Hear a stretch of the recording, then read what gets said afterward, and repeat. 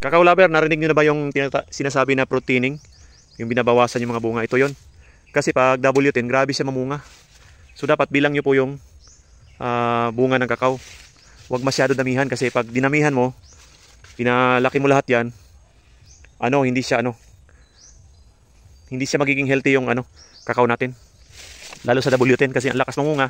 Tapos konti lang yung dahon niya. Dapat control mo rin sa bunga.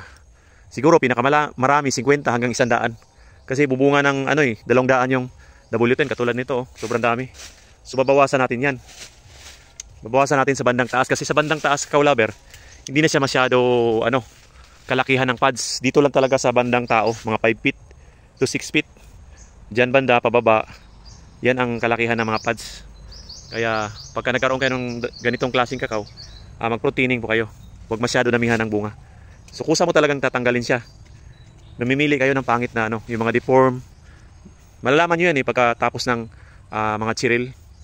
Minsan din may kakao na kusa siyang nag-a-abort katulad ng UF18. So hindi mo na tinatanggalan. Pero itong W10, hindi ma-abort yan. Dadami talaga. Tapos pag bata pa yung yung kakao mo, nag-side graft ka o nagtanim, kung bata pa siya, baka mamatay yung kakao nyo. Kaya pag nagkaroon ka, titingnan nyo rin kung abot na siya ng 5 taon, tsaka pabungahin na marami. Pero pag bata pa, proteining tayo. Dapat control sa bunga. 50 hanggang 100, okay na yun.